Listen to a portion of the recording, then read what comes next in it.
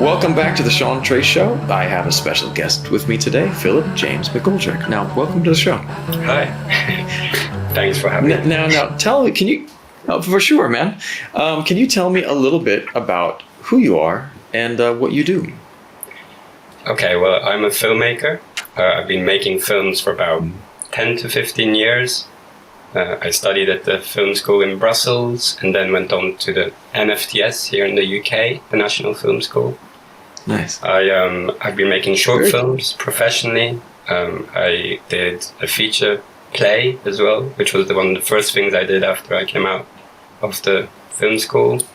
I've worked in television. I've done not many commercials, actually. Yeah, not many commercials, but dabbled in it. And yeah, I'm an activist as well. I'd say I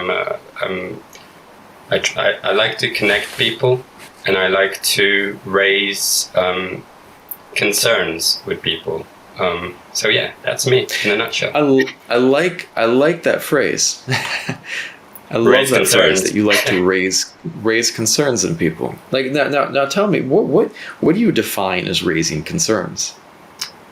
What do I define as raising concerns? Well, there are many things that we see when we look out on the news, when we look at even just next door, our neighbors, our community, and we see things which we don't agree with.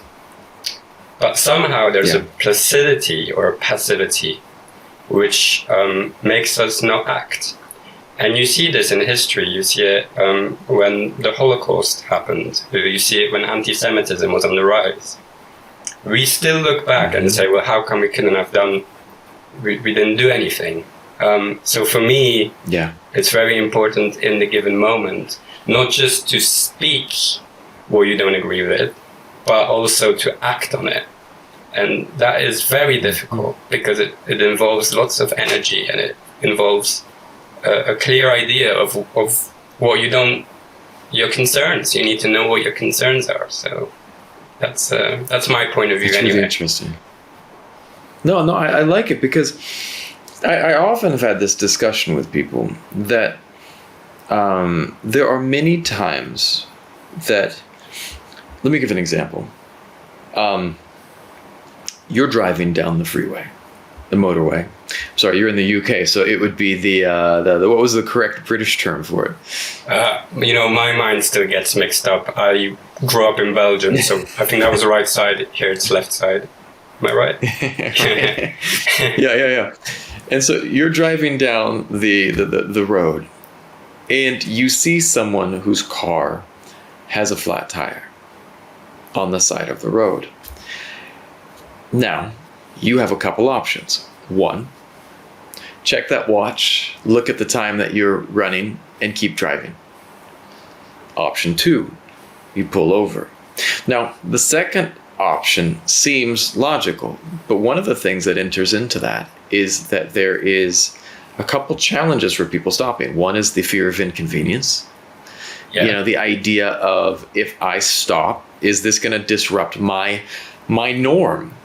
Is this going to, and it's not even putting you into danger. Is it going to just, these are my nice clothes, these are my nice things, and people have that idea of being, we are animals that thrive on regularity and on schedule, and people, have a challenge getting out of that.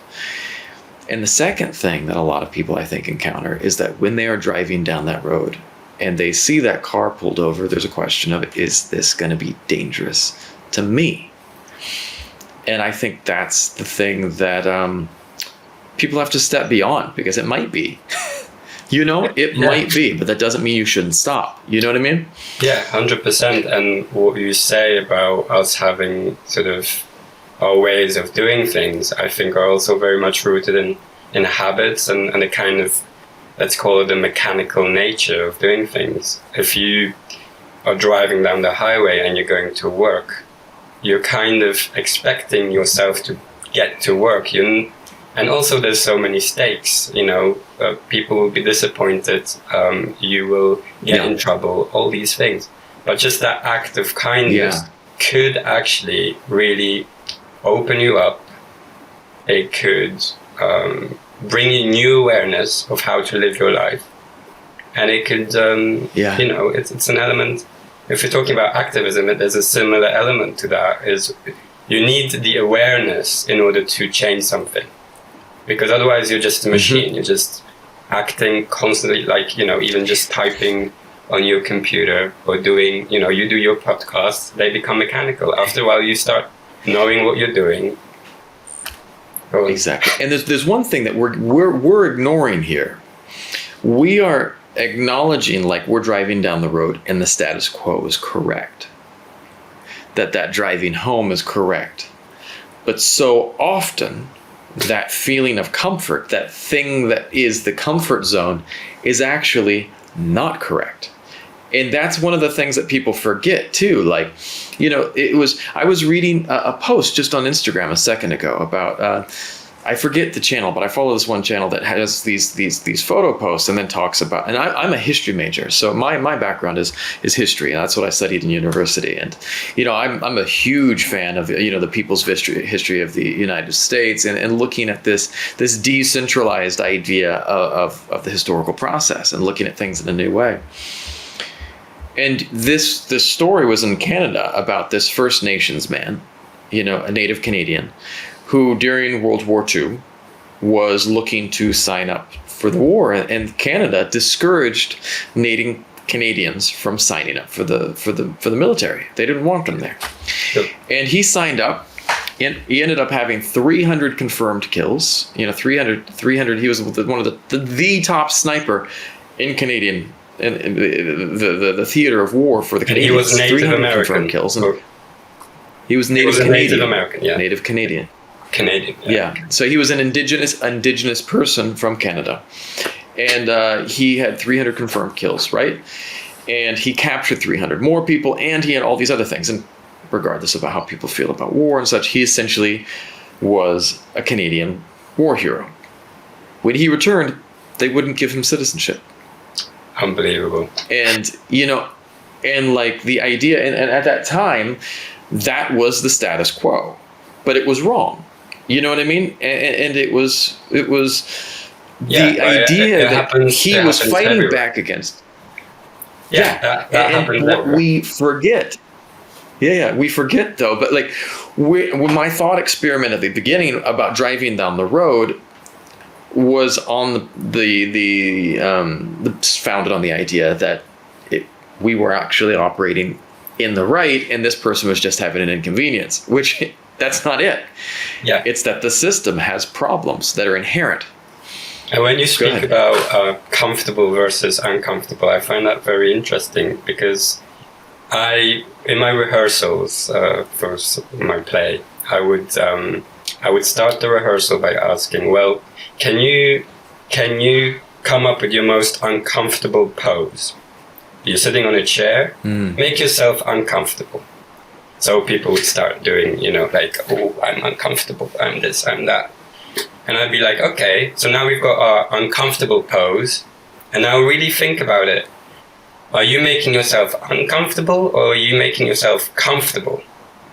Because you're actually choosing a pose that you think is uncomfortable, but you're making yourself safe in a way. You're making yourself, you know, this is my idea of uncomfortable. And so that notion has to be challenged. And this is what I'm trying to do. And that's interesting. And I was watching, before we sat down, I watched some of the short film that you sent me. And it was really interesting. It was I mean, if I'm talking about just the basic film elements, not even about the underlying message that you were attempting to convey, it was beautifully done. I mean, it's shot amazingly well. I love the color. It's setting it. Where was it set? That one that you sent me about the coming of age story. You're referring to. That is set in Poland. Yeah, it is. Yeah. So it's set on the countryside, between two young boys, and they're exploring their sexuality on the countryside. There's lots of boredom, and then there's a young girl involved, and they get confused about what that means. That those kind of the feelings that arise with blossoming sexuality. Yeah.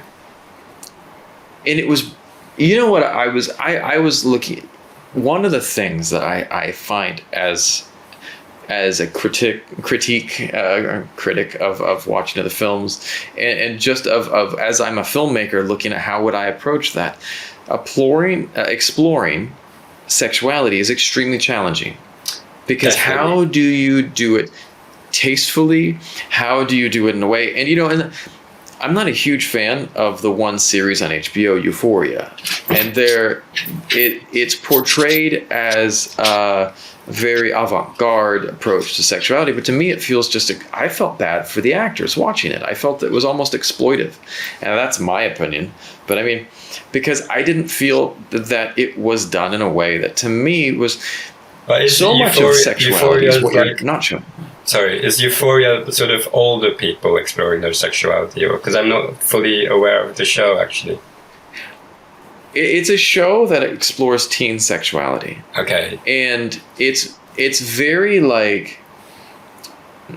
it's very in your face. It's very in your face. There's a lot of, they're showing a lot. And what I felt with yours, because it felt to me like it was almost, it was more about the showing than it was about the story. Because, I think that the elements of exploring sexuality is you can explore it very tastefully. And I mean, I'm not trying to sound prude. I'm just saying, what are you focusing on? Are you focusing on what you're showing, or are you focusing on exploring a theme? And to me, the theme is so much more important. And maybe I'm missing the point. Maybe by showing it so raw, that is the theme that they're looking at. You know what I mean? So I don't know. I think I'm not getting into the. Definitely. There's something about the Netflix generation which is very, very in your face, I think. And when I made this film, I mean, this is a film that's sort of referring to a few years back when it didn't really exist that much yet. And what I found, for example, is because the two young actors in my film are 12 and 14, so they're very, very young. And the first time I had him come and audition, this young boy, I said no. I said, this boy is too young, send him back. He came from a village in Poland, 9 hours by train just to audition. And I had to think long and hard. I said no. But the thing is, he was just perfect. The way he delivered it, the way he did it. Now, the thing is, he understood something, because we were speaking about themes, what's an ejaculation? This was something that I almost had to, as a sort of father figure, explain. But he understood it, and it was very, very uncomfortable. But in the end, I think they were very, very mature, and it's just it says something deeper. I think the film does try and sort of hide more than it reveals, because in lots of the references that you talk about, and it's that's what I felt. Yeah. Sorry, I'm very graphic. That's what I felt. No. I'm sorry, I cut people off, and we're also doing the minor amount of lag right now. But so your film, why do you find? Let me ask a better way. For you, it seems that your chosen medium of activism is through movies. Why did you find that path, or how did you find that path? Well, that's interesting, because the activism has always been there, but at some point I almost forgot about it. And this is where I had a bit of a struggle in my life, because initially, for example, with the film that you raise, is LGBTQ. It was meant that way. When I started that film in 2008, I read an article about, even in the European Union, there were certain laws that weren't allowing homosexuality. And I thought, maybe this is something that I can start, maybe I can come up with a story that would say something to help this theme. And so that's why I started writing it. I was terrified. I didn't know what I was doing. I thought I was still in film school as well. And I was taking on this subject matter, and I didn't know what I was doing. So I was terrified. I made the film, and suddenly it clicked. people were responding to it. It became this massive hit. At some point, I kind of, because these are the things that drive me: social issues. One of my feature films, which I've been working on for 6 years now, is a World War II film about the Romani side of the Holocaust, which lots of people don't know about. It's there's they don't. Naturally, the Jews are the big victims of the Holocaust, but there's also the Romani question. So this is a project that I've been working on and developing with the Flemish Film Fund. And then now, recently, I've really, really felt that in doing my new documentary, which I think we can probably discuss. You'd mentioned this to me, and I would love to discuss this. Yeah, this documentary, it's a very interesting topic. Very, when I was reading it, I was like, that is something that I've never heard people talking about. And that's what you had said. It was about bringing attention to things that people are not necessarily paying attention to.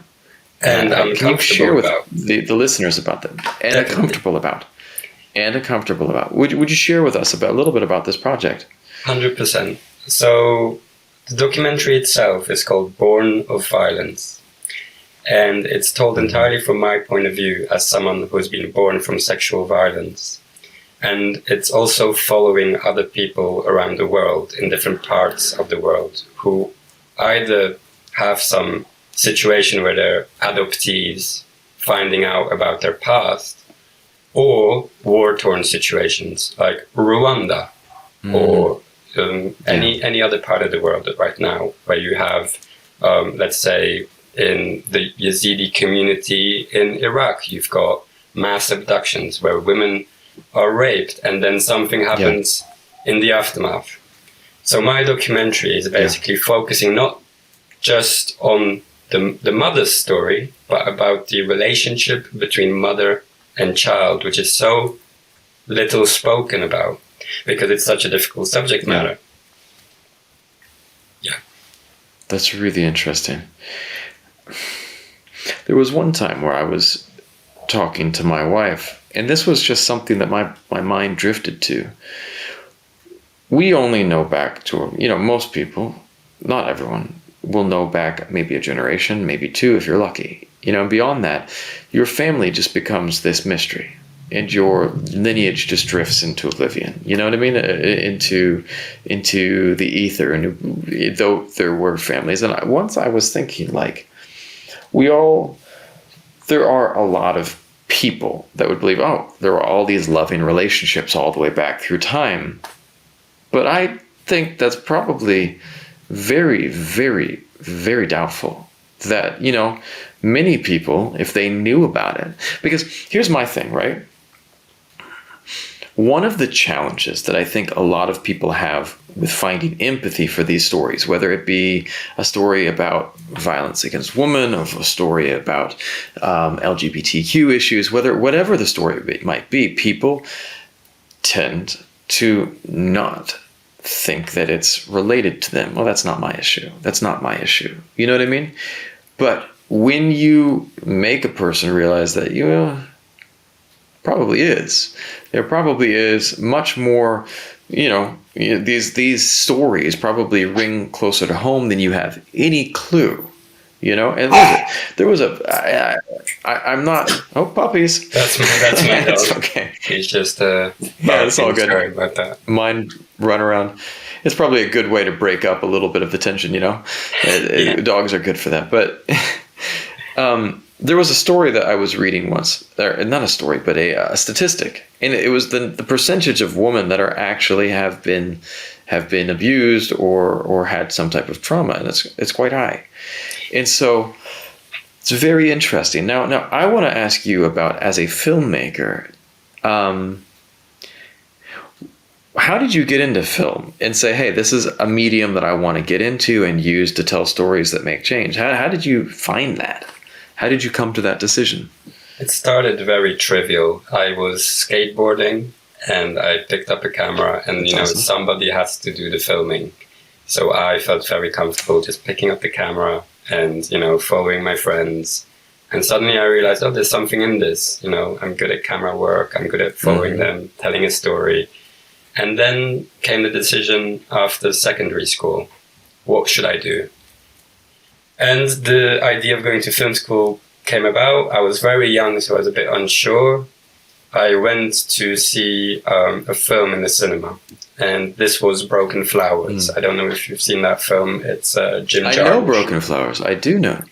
Yeah, I know so that movie. So this is Bill Murray playing this sort of he's sort of middle-aged gentleman who's trying to mend his past. He goes around seeing all of the loved ones from the past and sending them flowers or letters, trying to kind of figure out what happened. And then I won't give away the rest. But anyway, I saw the film and I recognized something in that film which instantly I knew this is me. I instantly recognized that the poetry that the film had is because Jim Jarmusch is inspired a lot by old Japanese masters, old kind of filmmakers with this Ozu, the kind of not keeping the camera on sort of cross-cutting on eye level, but kind of bringing it down so that you kind of have that spiritual connection to your story. And this is something that I really related to. And I knew, okay, well, this is me. And it's kind of one of those like unagi moments where you kind of know, okay, this is going to be the rest of my life. And then the struggle occurs because it's not that, like you say, like with families loving each other. Well, you can't always love your work. So I've had lots of battles. This is it literally absorbs you, this work, and every project you do becomes your life. So yeah, it's fun. No, I feel you. But it's also, it's a struggle. So. And it's also good film makes people uncomfortable. Yeah. Not, I mean, granted, there is a place for. I actually feel like there is a place, and I didn't always feel this way. But it was one of my students said, that her cinema teacher here in Vietnam was like, when asked about why dramas were not as popular in Vietnam, and he said this: people's lives are tough enough. People prefer comedy here because they have tough lives. He's like, you guys in the West, you guys have nice lives, and then you can contemplate poverty. You can contemplate these things. He's like, for us, we want to be lifted up. And so that was an interesting point, but I feel like some of the best cinema stuff that makes you think. Last night, we were watching Parasite, and there were moments in that movie where I felt uncomfortable. And I just realized, I was like, wow, that's good writing. Parasite is an amazing film. It's so good. And it really goes deep as well. It shows you, it's very visceral, isn't it? It's I love it. But just to pick up on your point on happy versus tragic films, let's say, or difficult films, is some of the best cinema coming from Poland, actually, in the 50s, 60s. Polanski, all the great sort of Polish filmmakers. What happened is that during communism, people weren't allowed to necessarily... There was a rule where you couldn't put anything anti-state in your dialogues. So they found a way, the filmmakers found a way to make it descriptive, make it symbolic, make it, imbue anything that wasn't allowed into the visual imagery. And cinema is all about visual. For me, I love lots of films that have lots of dialogue personally, but the ones that are really good are actually visual language. And that's why I think in some cases where it is difficult, that you can still have good cinema. And, comedies are great, but there's something about that, where you can expose life, where I think is really good. I think that if you go back to a traditional comedy, if we go back to the Roman or the Greek tradition, comedies and tragedies were essentially the same thing. and everything fell apart for the characters. The only difference was for the tragedy, it just ended horribly, versus the comedy, there was this slight dip, like maybe it gets better, but yeah, essentially they were the same thing. The differentiation was that there was this slight upward resolution. But like you look at Shakespeare's comedies, they're comedies, he was throwing tongue-in-cheek stuff in there, but like the plot structures was not lighthearted. It was not, it was he was still dealing with the same level of stuff, in each of the different comedies that he wrote. Definitely. So that's really an interesting thing. I think our modern slapstick is something that's not quite the same tradition, but you still look at there is still the idea of an unraveling of life. What would you say is a modern slapstick, or what to you is funny? Well, one of the ones that my sense of comedy is different, but say you want to look at a movie that actually does slightly follow the more traditional comedy structure. Meet the Parents.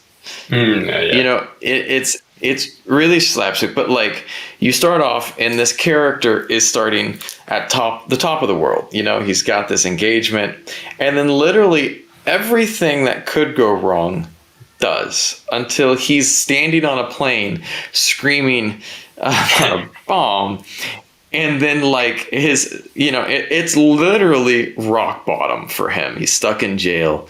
And then this CIA, father figure comes along to rescue him, which is even worse, insult to injury. But I mean, and then it kind of ends better, but it never returns to that point that it was at. But yet the character has undergone a transformation that was part of the traditional comedy structure. Essentially the comedy was this character's up here, but it goes back to our person driving down the road.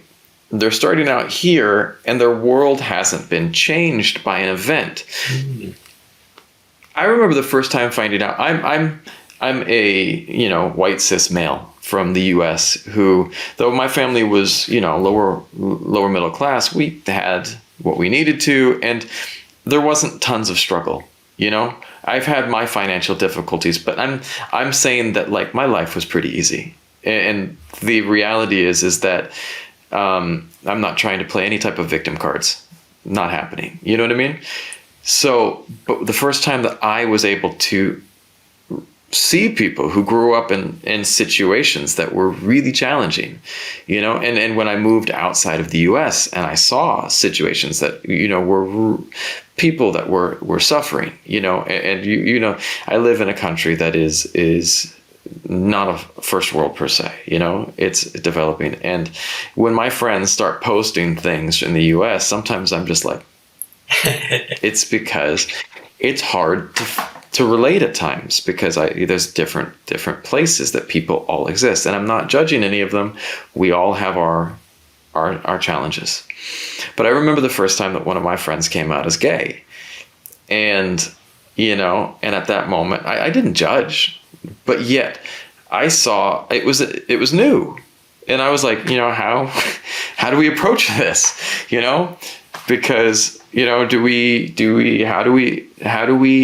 do things like, and it wasn't, and I'm very open-minded, but yet at the same time, like I think that what is important is to educate people so that it doesn't feel awkward, so that these things come out, so that the person driving down the road sees the person on the side of the road, and it is common practice to pull over, to help, to get involved.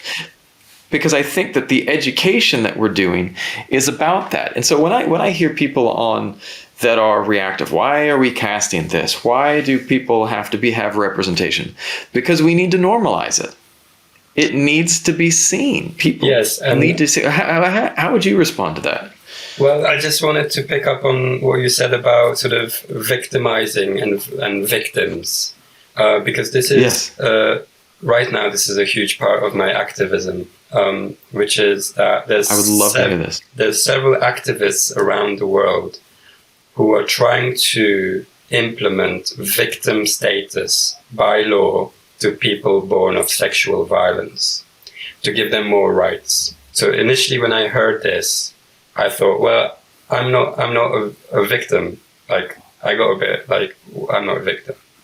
But after having thought about it, there's so many places around the world where this is super important. And the reason being is that essentially you're talking about a crime.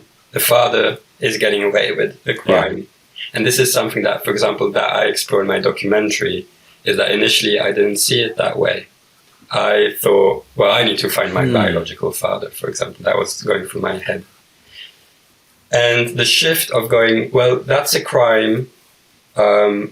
People like that should be protected, makes me more sensitive, sensible to the difficult position of people who are victims of sexual violence, women and young people. Or even there's some older generations right now who have also come from difficult situations. So that is part of my activism. This is connecting people. There's now several people here in the UK who are trying to do that. Africa, Bosnia, which is one of the very, very first countries that, some people born from the genocide are now trying to implement more rights for people, because this is why it's important, because it's happening right now. If you look at Afghanistan, you look at the Yazidi community, you look at Africa right now in the Congo. So the generations that are going to follow from this are going to struggle if this is not implemented. So that's part of it. So aside from the documentary, which, if you allow me, there's a crowdfunding page as well for anyone I'd love who to, wants to. Of course, contribute. We can put that into the comments, and yeah, sure. you can find the link in my bio, and this is my main focus at the moment. The film's not been made yet, but we're in the process of making it. Well, it sounds like a film that, and this is okay. So this is one of my reasons for starting this podcast. I have had too many discussions with people that I feel like we need to bring light to more stories. And you and I were talking about this before we started the podcast today, that, I created this because I want people to share their voices, because there are stories and issues, and I'm not talking right or left, I'm talking personal stories that are, let's be real, our modern attempts to delineate, the problem with identity politics of all sides is that no one fits in a box. We are humans that care about one another, that love each other, and that we need to cut these walls down. And granted, I firmly believe that we can never fully understand each other. I don't think that I can truly understand the challenges that another person has gone through, but I can at least try to have empathy. I can at least try to have an understanding of it. But I found that I wanted to bring all types of people onto this podcast because I feel like people have stories that are not getting heard, that should be, that need to be, that we need to be talking about. Because I think for me, if I were to say one thing, one of the challenges, I moved over to Vietnam, and one of the challenges to do it, I had chronic health problems. Mm. I had, when I was younger, I had, an exposure to a place I lived with in a house that was very moldy. I got mold into my body, got into my sinuses. And then one time when my immune system was really down, it kind of attacked my lungs. And then from the lungs, it moved into my vasculature. So I had mold that was growing in my blood vessels, which caused a massive infection that left me devastated. And, huge hospital bills, in and out, of the hospital for, getting tests done. And they were like, we can't figure it out. And while they couldn't figure it out, my bills, because this is the American healthcare system, were just going up, up, up, up, up, up, up, up, up. And that was something, and then I have, $90,000 in medical bills, and they're still like, don't know what's going on. And I finally got to the point where I was like, I through the means that I could, went and I got all types of alternative health treatments, and I was studying acupuncture, and I got help, and I recovered to a point that I function, but I still have underlying health challenges. That's my thing that I deal with. But if people don't hear that story, and then people start there like, I'm not going to help other people get health insurance, I don't want people with pre-existing conditions. Well, you know what? Maybe it's going to be you someday, because it's so easy to turn away. Let's go back to the analogy of the person driving down the road, because that's the perfect analogy for me. Person's driving down the road. I don't know them, and I look this way. But what if that was my daughter? I would pull over in a heartbeat. What if that was my friend? I'd pull over in a heartbeat.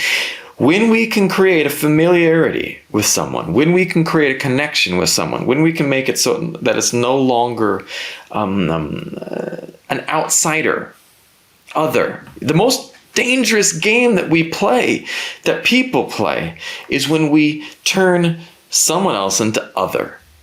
And we create that wall, because once we create that wall, it's so easy to separate out and to put people, away from us and to create an enemy. I think 1984, who's the enemy this week? And it's like, who are we being told to fear this week? The novel, yeah. Who are we being told to fear? Not the year. Yeah, the year was kind of a cool year. Who's the enemy? Yeah, who's the enemy? Well, I think you're definitely right there. And the thing of seeing the other is basically not seeing it as you. Whereas if it's your daughter on this highway, you see it as you, it becomes you, and then you're willing to help it. So the more of an island you are, like, this hand is me, this computer screen is me, because this is my space. Okay, but Sean, I'm not too sure, but I could see you as me. And then we can have a really, lovely conversation, and this is what we're doing, I think. And also, we're not separate, because this screen appeared at exactly the same time. It's happening, maybe not just even out there, it's happening in us, because we're sort of processing it. So, there's a definite connection there. And anytime you post on social media, you can choose anything to write. Somebody out there is going to see it, and then there's an instant connection. And that's what's beautiful. And, social media has its difficulties because we still see ourselves as islands, and then we kind of start measuring, but actually we're connected. Yes. And this was my point. Like, I had some friends who were telling me to do Sean, do, one of these a week. And I was like, no, I'm pushing these, and I'm trying to do one a day. Why? Because the more positive message that we can push, it beats the algorithm. Because there are people out there who are posting stuff that is toxic and negative and divisive. And we have to, for people that want to create a better world, we have to have that same fight. We have to have that same passion to put out content and to make change. We have to fight for it. And you had some really good awareness doing that, I think. And I've been seeing that, and I think that you also choose, not just referring to myself, of course, but you choose people. Well, you can, because you seem pretty awesome. Oh, thanks. But maybe underrepresented, or I think that's really, really useful and really good. Thanks. The thing is that I'm looking at, I'm trying to pick people, like, I live in Asia, and and I'm following, anytime I'm following certain tags for certain things I want to look for: cinema, filmmaker, director of photography, actors. And, I'm finding, I'm talking to an actor who's from Mexico, who's living in South Africa. And the idea is, I want to get away from this USA-centric view, because it's like there's a whole world out there with beautiful stories and beautiful perspectives, and there's filmmakers around the world, musicians around the world who are doing cool stuff. And the reality is that each group of them thinks that they are an island. You know what I mean? Like you said, it's like these people feel like they're an island. And I've been looking at some of the people since I started doing this, the groups that are starting to follow my page. I thought it was going to be, different than it is. But like, it's really like what I'm finding are people who are looking for inspirational content. It's like, it's not about filmmaking. It's people that are coming to find hope. Because God knows that's your message, isn't it? To spread inspiration. And I definitely feel inspired. So, yeah. Well, brother, I want to ask something of you. Let's get back to film, though, here, because you're a filmmaker. Top 5 favorite films. What are your that's 5? A difficult one. Let's imagine that you're on a desert island. And someone, Dr. Louise Alston came on my show, and she asked me this, and it says that it's very representative of who you are. But you have 5 movies to pick, and you're on a desert island. 5 movies that would feed you, that would nurture, like, give you strength. What would those be? Well, definitely, speaking of comedies, but Man on the Moon, which is the Andy Kaufman film, the original. Who's the maker? Is the Eastern European guy, Milos Forman. I don't remember. Amazing film. Taxi Driver. I could watch. Yeah, I could watch over and over and over and over again. Nice. And then from there, it becomes difficult. And it's kind of hard to find your perfect. I mean, they're all there, your perfect films, right? But there's more than 2. That's a difficult question. Because when after those 2, you kind of just wanna like have a pick. But there's only a few films I can watch over and over and over again, and those 2 for sure. Yeah. You want to hear more? I would love to hear more. Yeah, tell me anything else. Let's hear something that you might consider. Give me some fringe. I might consider films. Taking with me. Okay. Well, recently I've been very inspired by documentaries as well, and there is a documentary called Megacities by Michael Glauber, and it's an Austrian filmmaker who was close friends with Ulrich Seidel, and this is kind of the darker side of filmmaking, or the sort of more serious filmmaking. But it's Megacities. It's just a documentary, very nice cinematography, just very poetic scenes of people living their lives in big cities, and it's just amazing. So I can get lost in that film. Yeah. All right. That's an interesting one. I have to look that up. Yeah. Well, what type of advice would you give to new filmmakers trying to get into this craft, to this art? Well, it's funny because recently I've been giving some sort of private lessons to young filmmakers, and what I tell them is that don't listen to me. Basically, I think innovation. Filmmaking has to come from that like youthful drive to make something, and what you get in film schools is it can actually really skew you for the rest of your life. Like even the films I choose or am involved in, it always somehow references back to that period and what people were telling me.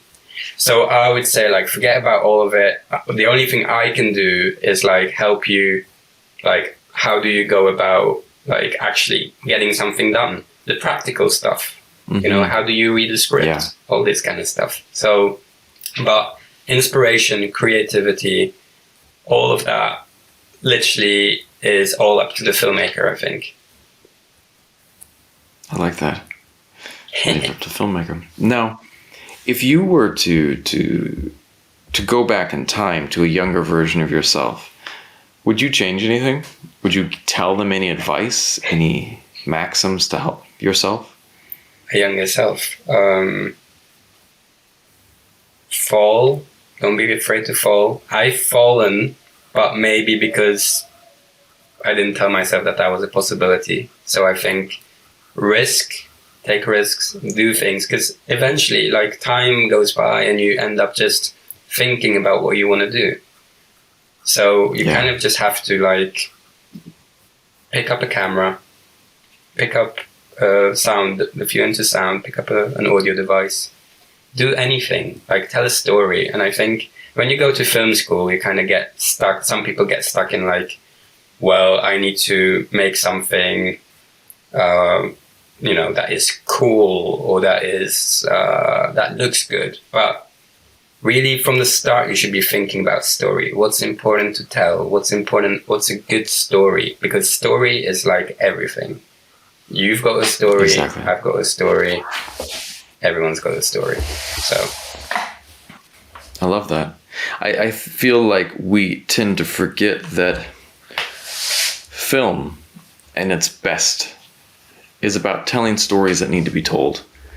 It's so that we can create empathy for a period of time by stepping out of our own shoes and into someone else's. It's the ability and the magic of being transformed into someone else's world. And I think the beauty of film, if we get back to the analogy of driving down the road, the beauty of film is that it puts us in that other person's car so that we can see for a moment what's happening.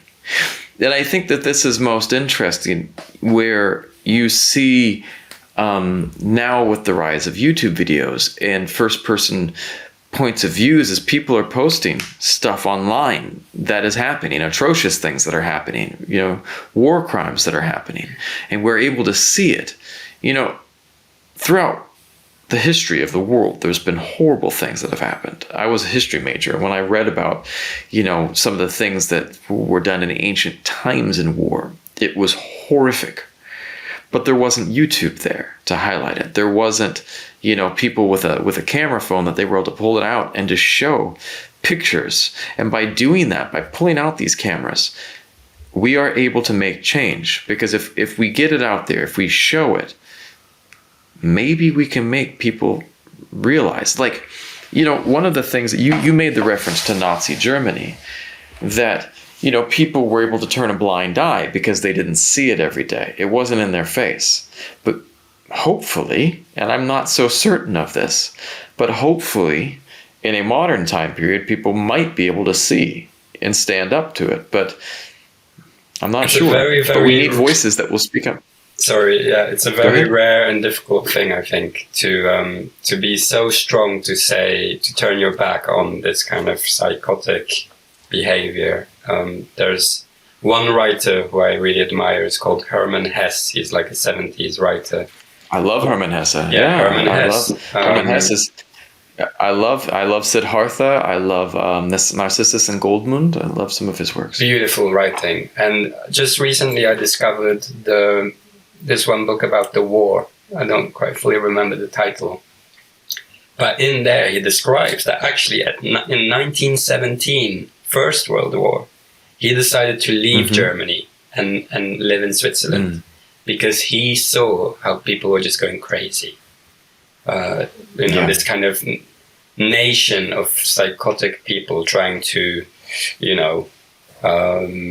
alienate others, completely in their own worlds. It was based, so he said, based on the idea of the other. Again, based on the idea of the other. Yeah. And he left, and I think he's one of the only people that I've been able to sort of read about or trace that has had the audacity to go like, well, this is not right. He never questioned his role as a writer as well, because he also describes, well, what happens during these kind of difficult times is that people who are creatives start questioning their role. So this may be why we have lots of people dipping into different things, is because we kind of lose our sight of actually, you know what, I am a director, I am a writer, this is what I'm good at. But because everything around you is sort of very confusing, you start being confused about who you are. And I think that's a bit of a danger zone as well. I started this podcast again so that I could refine my moral direction. Not that I had gone wrong, but so that I could step back into what I believed in. And I believe in this idea that we can have an understanding, we can have a dialogue, we can feel inspired, and we can tell the right stories. And the right story is your story.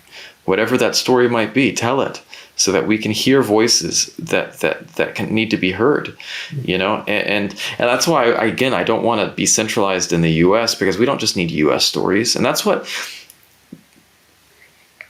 one of the things that I like about some of the streaming services, even like Netflix, is that they are getting media from around the world because they need content.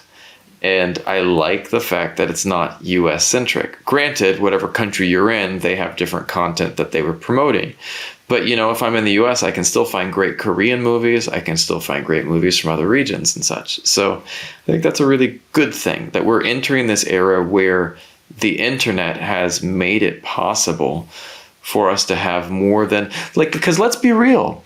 If you go back in time, you were simply getting fed what the studios wanted you to watch. You know, the messages that were pre-approved.